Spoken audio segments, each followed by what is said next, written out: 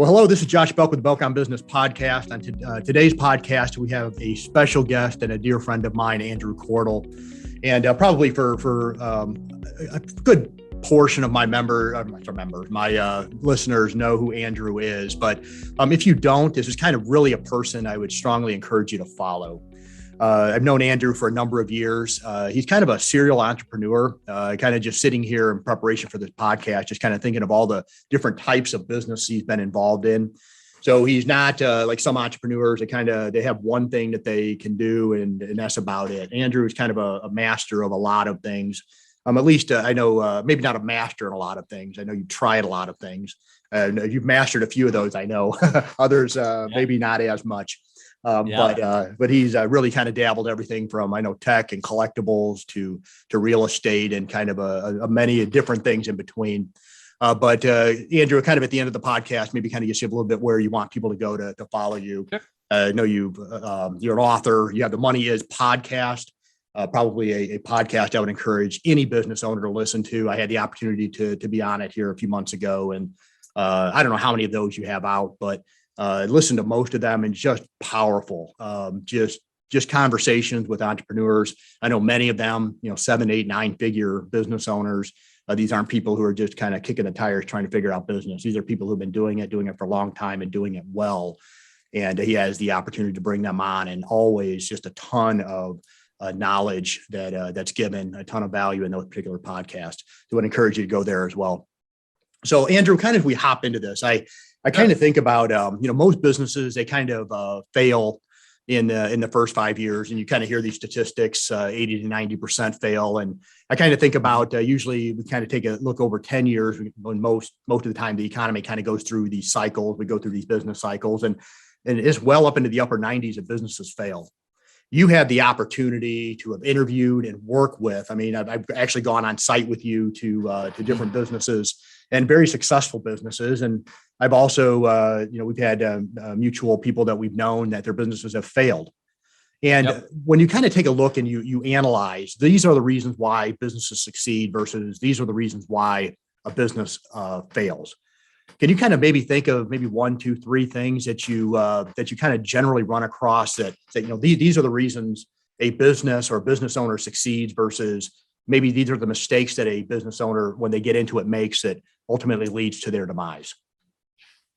Yeah, I think the first thing that comes to mind is two points there. And then we can go a little bit deeper as well. But one point that comes to mind is I think that you got to, like in everything in life, there's context around it.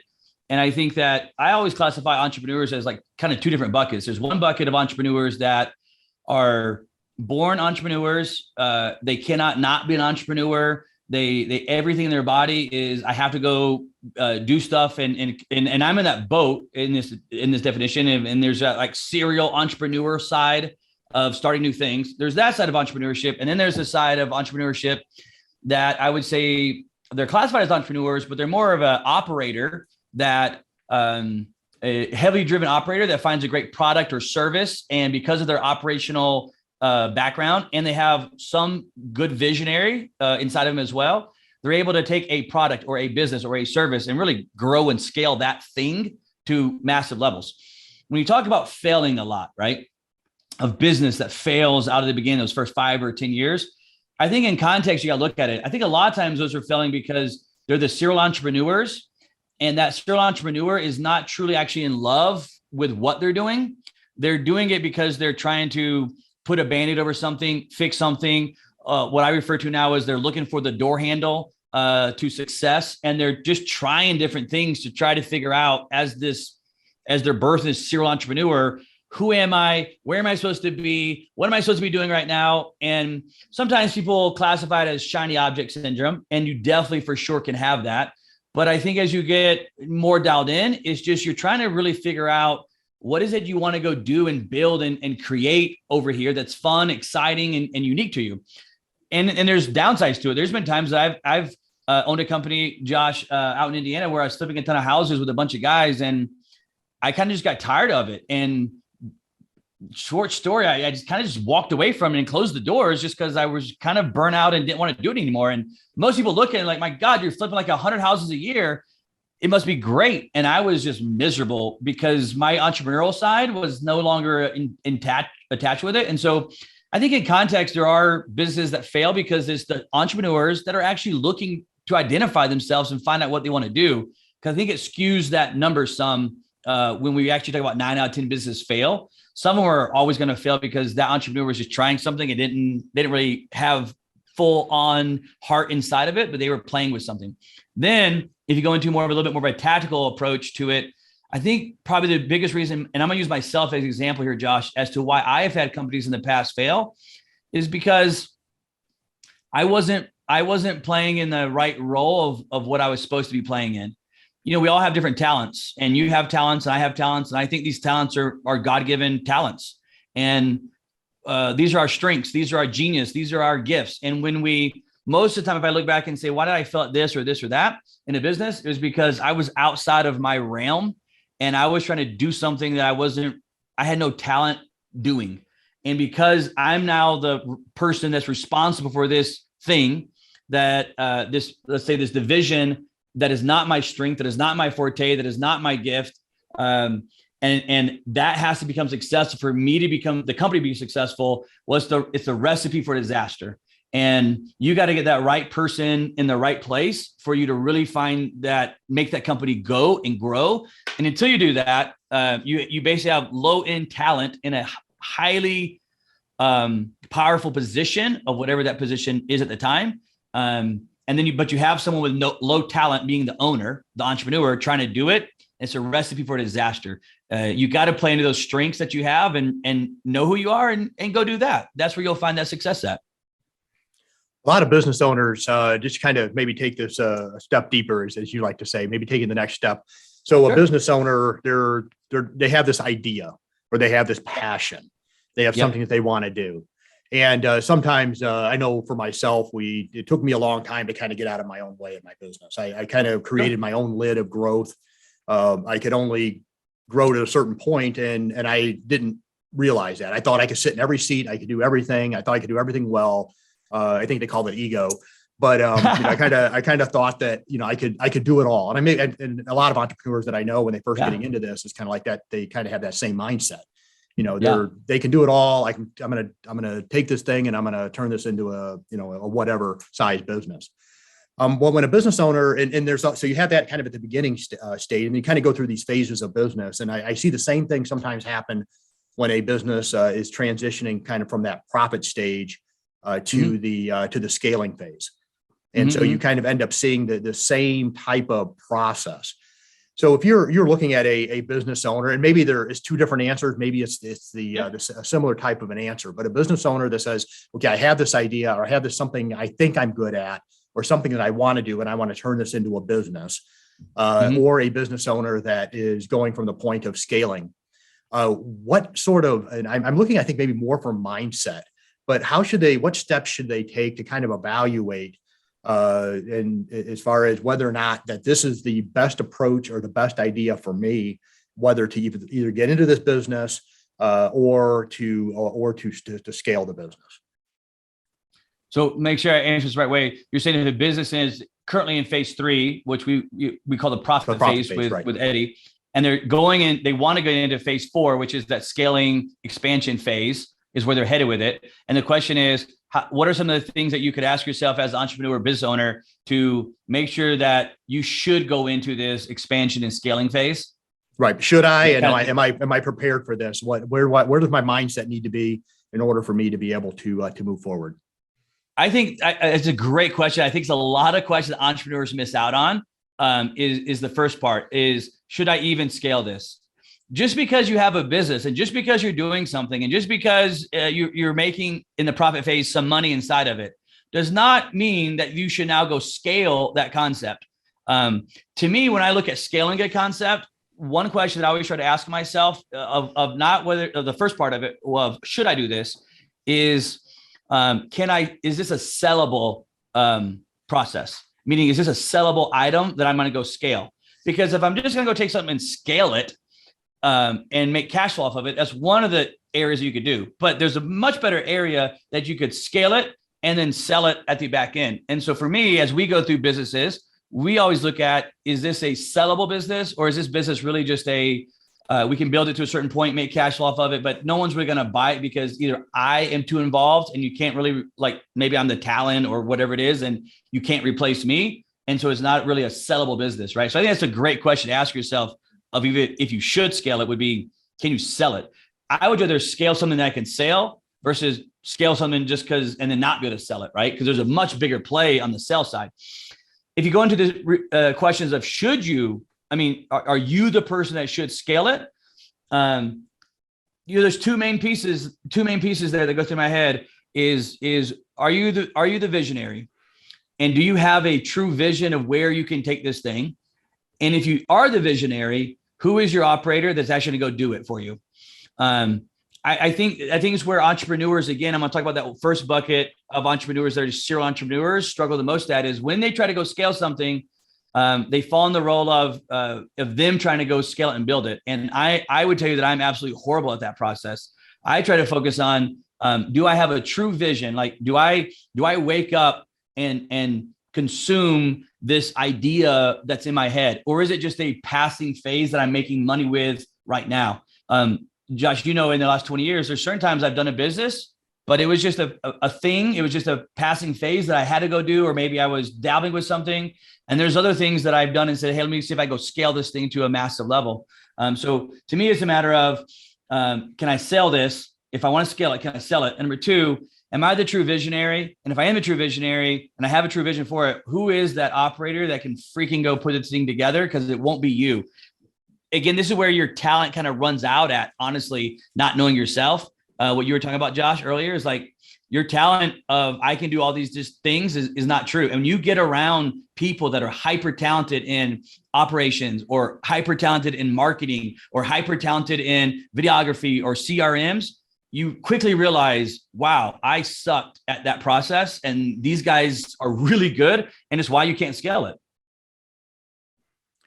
Is it ideal to where in a business cycle? And I know this wasn't a question that I kind of had out there beforehand, but where in a business cycle is it ideal to bring somebody in or to maybe go and get help to make a determination on growing this business, making sure that I'm putting the right people in the right place. I'm like myself, we've had businesses. We're the solopreneur. We were kind of doing it all. And then we kind of, we go through that step of, okay, we made that first hire. Hopefully it was a person that, was a strength that was, was our weakness. And I had that, kind of, I'm an accountant, but a little bit more of a visionary than I am an operator. Yep. And so I hired, the best operating person that I knew. It was kind of my first hire in my line of work. And then, from there, now I'm looking at, a business and, we've tripled our workforce this year at the firm level. And sometimes I sit in my office and I'm like, oh crap, where did all these people come from? But it was kind of one of those things that at some point, every business owner realizes, I need some help. And what is the best process? What is the best way of going about getting that help? Is it bringing somebody in to kind of help build out some sort of an operating system? Is it going and getting involved in groups, masterminds, whatever the case may be? What does that, what should that look like for a business owner that's kind of going through the point of they've been a successful solopreneur, they're starting to bring people on, and it's kind of like, all right, I need to make sure that I'm where I need to be in the business. I'm getting people in the right place, and then set my business up to where I can get past the perseverance stage into the profitability stage. Yeah, great question. Let's try to get as tactical as possible with it, with the answer here. I would say, number one, it goes back to you have to really clearly know your strengths, which we should start with at the beginning of you defining your strengths. Number two, I would say that especially like in the perseverance phase, because money's not always as available for you to spend on stuff, would be as much getting around other businesses like yours and not like yours, and getting around and becoming friends with those business owners. I'm not talking about doing a deal with them or making a business transaction. I'm saying become an actual friend to that person, and then trying to learn with their business model, inside of your business model, where are those connecting pieces at? that's making that you can kind of study for them and ask, and where it's making them successful, and help you determine what it should be that first move that you should make without having to spend a ton of money right now.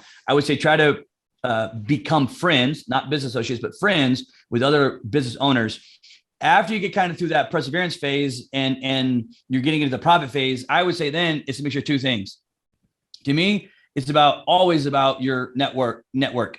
And to me, when it comes to hiring that person, I want to be around a room of other like-minded people that are doing stuff in business, not necessarily just my business, but in business. And this is where masterminds, you go to a ton of them, Josh, I go to a ton of them. They have a lot, some have no value, some have a lot of value, right? It's like anything else in life, but getting in those rooms kind of opens the door, and you're allowed to ask in this like weird 2-3 day environment, ask questions to other CEOs or other business owners that you may not normally ask somebody, but it's why that room is there. And it kind of creates that natural learning, inquiry, questionable process that you can do. And then thirdly, I would say you got to hire a coach. Like, again, it goes back to when you hire a coach that is specifically driven to put you in a position and make you answer certain questions and make you come to some realizations of your life. Like right now, I do a lot of coaching with, or he coaches me with Larry Yatch. You know him, the Navy SEAL. And it's because when it comes to business and operate and not operations, but in business in general, he has this ability to like corner me like kind of like an attorney does. And as an entrepreneur, if you're quick on your feet, it's hard to have someone actually corner your ass and make you say certain things.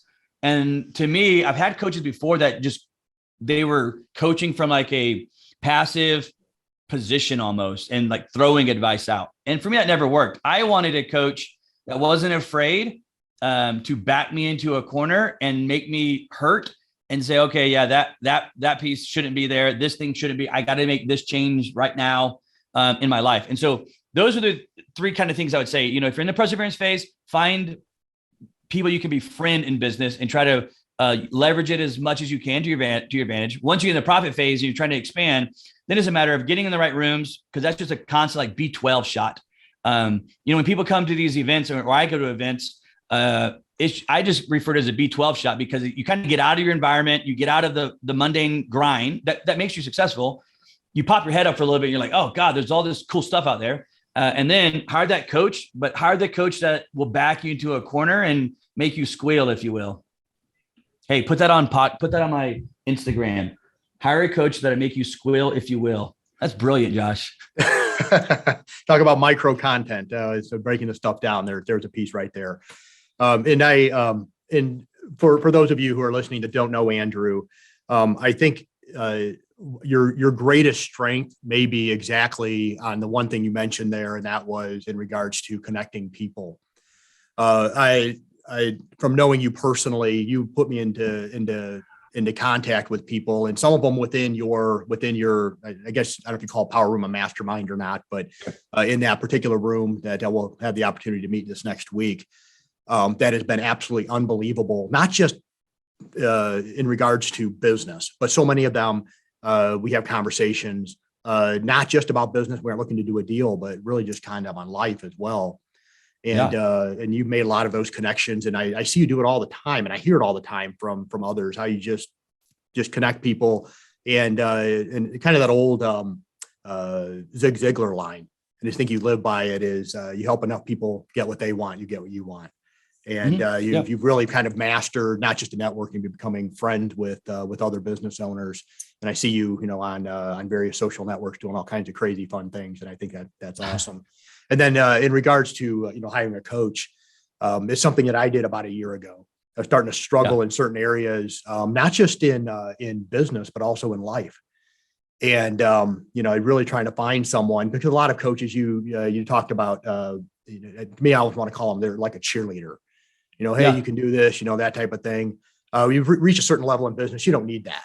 It's kind of like, I need somebody to call me on my, and I'm not going to say it on this podcast platform, but, is going to call me on my crap.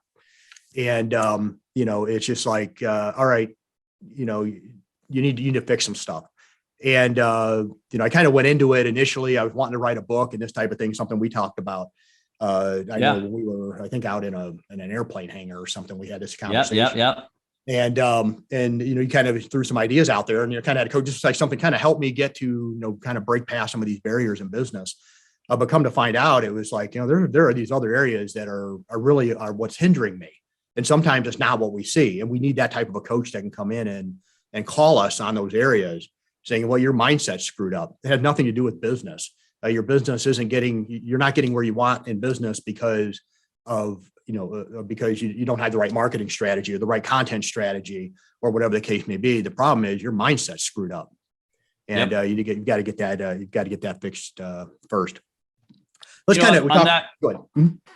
On that point, Josh, I was going to say, looking back at my career of 20 plus years now, if any entrepreneur said, hey, what would be one thing you would do different? And is really what you're talking about. I think that so many entrepreneurs, myself included, ignore the mindset piece of it. And they highly focus on production and just producing. Let me produce. And as I produce, I'm gonna get results, and that's what's gonna feed me. And I even at the beginning of my career thought mindset was a funny, motivational, walk across coal type of concept. And I didn't want anything to do with it. I was like, I don't need that. I'm already freaking motivated. I'm out here risking everything I have. I am motivated, but mindset and motivation are not the same thing. And the biggest piece that I miss, I think a lot of entrepreneurs miss, is I think as an entrepreneur, you can choose two things. You can choose achievements or you can choose fulfillment. Those are your two choices as an entrepreneur. And I would tell you, Josh, that of all the people that I met, all entrepreneurs that I've met, myself included, 95% of all entrepreneurs end up choosing achievements. And when you choose achievements, you're going to live a very endlessly drained life, because if you live a life of achievements as a business owner or as an entrepreneur, you're chasing success. But you're allowing, in the achievement world, you're allowing someone else, the world, if you will, to define what success is. It's this car, it's this house, it's this boat, it's this vacation, it's this a watch, whatever it is. And the only thing that motivates you is, I got to get to the next achievement. I got to get the next achievement. And obviously, Josh, you being a CPA of a ton of entrepreneurs and business owners, I guarantee you, because I know them, I guarantee you, entrepreneurs that are highly successful as far as money. And they've reached massive levels of like, oh my God, this guy's got all this freaking money. But actually, if you talk to them, you actually find out that they're kind of hollow. They're still chasing something. They don't even know what it is yet, but they're still doing stuff. And I think a lot of it goes to because they have allowed themselves to define their success by achieving something that someone else has said, this is success. I made a huge mistake in my life by going down that path and wasted a lot of freaking years. A life of an entrepreneur of choosing fulfillment is a mindset process of choosing, I want to live a life of fulfillment. Uniquely enough, if you can live a life of fulfillment, achievements always will come with fulfillment. But if you live a life of achievements, fulfillment will never go with achievements. Fulfillment is something that I control. Achievements is something that someone else is going to determine what it is and how I get there. And here's this goal I have to hit. Fulfillment is living a life as an entrepreneur, is me choosing what is going to make me fulfilled as a person. Success is just in my opinion, success is just a feeling. Success is something you feel, right? Like, I close this big deal, I feel successful. I buy this thing and I feel successful. Fulfillment is like a state of being. Learning how to live a life of fulfillment is a daily, almost hourly choice that you have to make as an entrepreneur to not live the life of achievement. And this is where, if you can talk about networking a while ago, this is where it all changed for me, is when it was no longer about achievements, it was about fulfillments, or me living a life of fulfillment. Because therefore everything is controlled by me. How I feel, that's up to me. If I'm successful, well, that's how I feel, not what someone else says is me being successful or not. I always say that's one of the biggest things I wish I could go back and redo as an entrepreneur, is learning the difference of choosing achievements or fulfillments, because fulfillment is the actual answer that you're all looking for as an entrepreneur. Interesting. I'm going to kind of take a little bit of a shift here in direction and talk about content. So there's so much out there now. In this day of I guess social media seems to be almost the primary way. And I say social media, this would include kind of those things that used to be social media, like YouTube, that type of thing. Sure. But all these different areas where, people really become enamored with almost building their quote unquote personal brand or becoming an influencer. Businesses are using it to kind of get their message out. As a business owner, how do we balance that? How do we know, I need to kind of put together maybe a personal brand versus, the focusing entirely on the business brand. And then, okay, once I make that decision, how am I getting that information out there? You listen to, some very, popular, people out there like Gary Vee, for example, talked about putting out a ton of content, this type of thing. And then people go out there and they do it. It's just like a lot of just garbage. And so as a business owner, how do we stay focused on making sure that, should we be developing content? What should that look like? And then making sure that message is the message I want to get out there, and weighing that from the whole personal versus business brand perspective.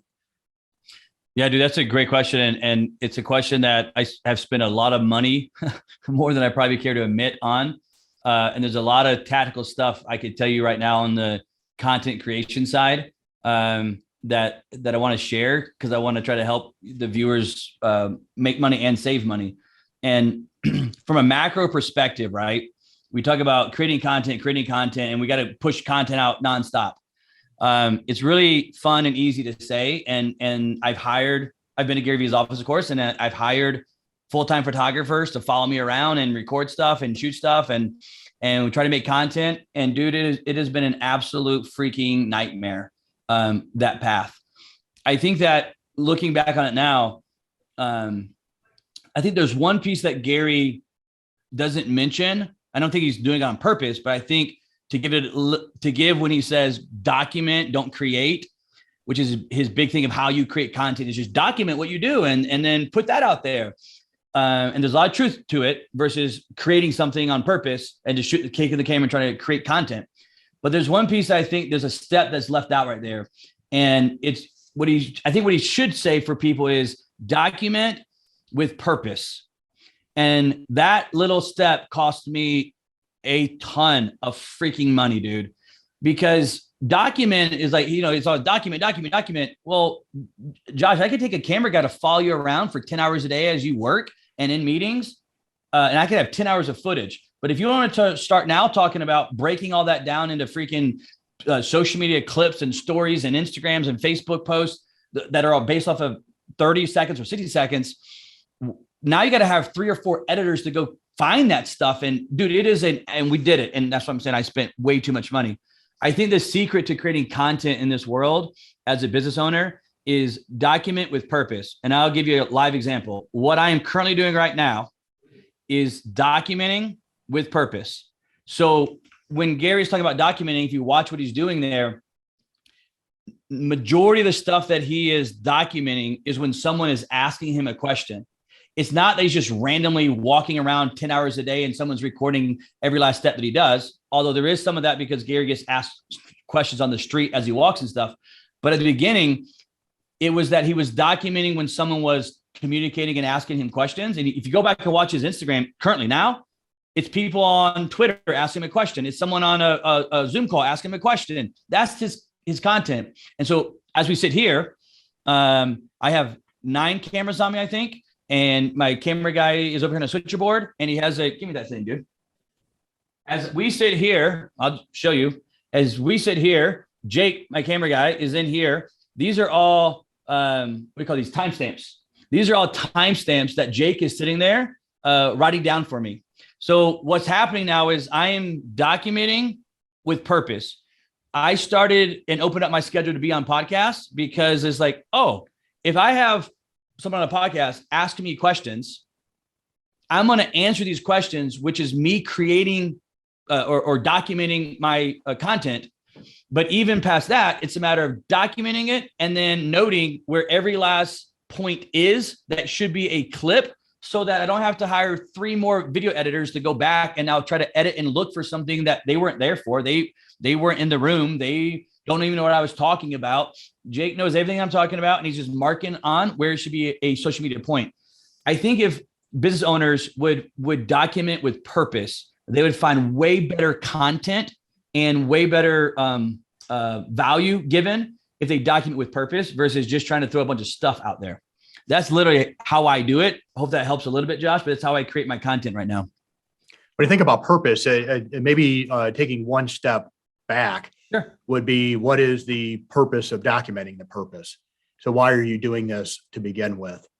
I kind of remember back in, when you hear so much, well, everybody needs to have a podcast, this type of thing. Yeah. And kind of on the front end of it. And we know that most podcasts don't even get to the 4th episode. I think it's well into 90% don't even get to 4 episodes. And it's kind of crazy, but kind of going through that process. But on the front end, it's like, well, you kind of have to ask the question of, well, why are you even putting together the content to begin with? And then you get to the point of, once you have that dialed in, it sounds like it may be easier to be able to, when you get into these types of forums, to be able to, what is the purpose of documenting this, and whether, when I look into my business, it's really the questions I'm getting asked from clients, and the issues that I'm seeing dealing with clients is ultimately on my standalone podcast, where that comes from. So I'm documenting that. So here are some problems that I'm receiving. Gary V, same thing. You listen to his content. I consume a lot of his content. Highly interesting and intelligent person. And you listen to it, and you're right. It comes from a lot of these questions. And so it seems to be that and maybe this is something most business owners should do. What is my target audience? What do they need to hear? What are the common questions I'm getting asked? What are the common issues that I'm seeing my clients have? And then use that as the basis for our content. Think about this, Josh. Like, I'm going to spin it and give it to you right now. Of here's an idea that I would do if I was you, because I am your customer, right? How many times do I, and I'm yours. Say, yeah. How many times do I shoot you a text and say, hey, can I call you? Can I call you about something? Right. And when I call you, what am I going to do? I'm going to ask you questions. There's something that's going on in this world, most likely, of, let's say, taxes or investing or whatever it is that I'm going to be asking you, right? That right there would be how, if I was in your shoes, how I would be documenting with purpose, meaning you are on purposely recording this information is about to take place so that you can create real, authentic post on social media that real customers really wanted to ask you, right? That you don't have to go create, okay, let me talk about this now on today's post. I'm going to talk about my 3 favorite Roth accounts. Dude, like, if you thought about it, Josh, like, if you could set up a kind of a system like I have here, and all these people that ask you questions, more or less put them in a bucket and say, put them in a block schedule or whatever, and say, I'm going to do it from, like, I do my podcast from Thursdays from 9 a.m. to 1. I've been on 4 podcasts today. And just let these people call you and ask their real question, edit out any personal information. But how many sincerely, this may be a trick question that I may fall into a trap with here, but when I call you, Josh, I'm normally asking you a pretty good question about business, taxes. Like, it's a freaking pretty, and if I want to know it, there's got to be other people that want to know that.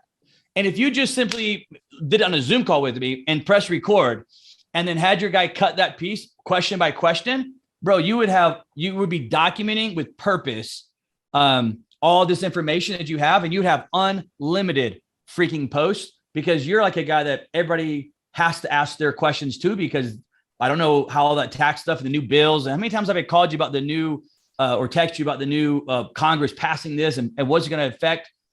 Dude, put me on a Zoom call, make me ask it, and then make that content yours and go post it on your social media. Is freaking brilliant. Man, I wish I was a CPA, because I would do it all the time, Josh. Well, so to the point for the audience listening to this, if you're kind of struggling, because I tell you, and you know this as well, Andrew, I mean, doing podcasts, content production it is hard work. I never, on the front end of this, never had any idea how much work it actually would be to try to sit down and do this every week. And try to put this together, and it has to be done with purpose. So for those kind of listening in, I think in kind of a real life example using the 2 of us in regards to practically what that looks like, hopefully that brings some value. I'm going to ask one more question, then I'm going to kind of turn it over as far as anything that you'd like to share with the audience in regards to how they can connect with you or how you'd like them to connect with you. So if you're looking at talking to a business owner, maybe a book or 2, a podcast or 2 that you may highly recommend that's brought great value to you and has really helped you along the way. There's a bunch of books, man. It's hard for me to give one book, but if I try to probably put it into one book, probably the one that I've enjoyed the most balancing in my business is Blue Ocean Strategy. Mm-hmm. And I think book. I think it's because I naturally like I'm a natural disruptor. Like I like going in and looking at how something works and says, okay, well, how do we do it different? How do we do it better than, I don't care that it's working. I'm not asking if it's broken, it's working. I just want to do it better and different. Let's break it all apart ourselves and do it. And I think Blue Ocean Strategy is one of those books that's always kind of, I've bounced so many ideas and concepts off of that theory of Blue Ocean that I have taught it for so many times that I really feel like Blue Ocean is a book that as a serial entrepreneur, you should definitely read and maybe apply into your life as a serial entrepreneur for sure. There's a bunch of other books out there I can think of, but that's a really, really good one. As far as a podcast, one of my favorite ones, and it all depends on where I'm at in business, honestly, when it comes to podcasts. Like for a long time, I was very much in what I call like a vision mode, if you will. And I got really deep with Michael Hyatt's podcast. Mm-hmm. And I thought Michael Hyatt, especially out of the gate, was doing a tremendous podcast. And he still is. I'm not as big as a fan of it because he went to this new 3-person format that I'm not a huge fan of. But I think he really paved a way for a lot of podcasts that are out there, especially the gate. The one that I'm just addicted to right now is Andy Stanley Leadership Podcast. My goodness, man, that guy is perfected a podcast in 30 minutes, interviewing people that delivers so much micro with macro, because most people go macro. And I always want to try to find out how can I go more micro with something. And Andy Stanley's podcast on leadership to me has just been incredible, 30 minutes, straight to the point, interviewing someone with just constant massive amounts of talent and then helping the viewers in their tactical approach to it. I think Andy Stanley's podcast on leadership has been a big, right now, currently a massive influence on my life. I appreciate you, Andrew. I appreciate you taking the time to take a few moments to share a few thoughts. And I know this will be tremendous value to our listeners. So where can people connect with you? How would you like them to connect with you? Is there, maybe a book that you've written, or you want to turn them to a particular podcast, your podcast, or some place that you'd like to for them to connect? Yeah. I think honestly, part of my favorite thing right now is just following me on Instagram and DM me. I spend most of my late nights in bed DMing people back nonstop right now. I'm still in that phase where I don't have enough followers yet that I actually can get to everybody, and I thoroughly enjoy it. I think it's starting to grow pretty quick now, and I don't know how long I'm going to stay there, but I would love for you to follow me and DM me. And I sincerely have a heart to try to help these entrepreneurs because I lived that lifestyle for so long, and I would love to try to help any entrepreneurs out there as much as I can and give you as much as I can for free, man, honestly. So I would say just hit me on my personal Instagram. It's just my first last name, Andrew Cordle, on Instagram. Then shoot me a DM and I'll help you out. And to that point, for those of you that are listening, believe you me, you reach out to Andrew. He does get back in touch with you. He's just not saying that. So I appreciate that, Andrew. And once again, this is Josh Belk with the Belk on Business podcast. Thank you for taking a few moments to listen in today. Hopefully this particular podcast brought you value. If you haven't already, please consider subscribing. Have a wonderful day.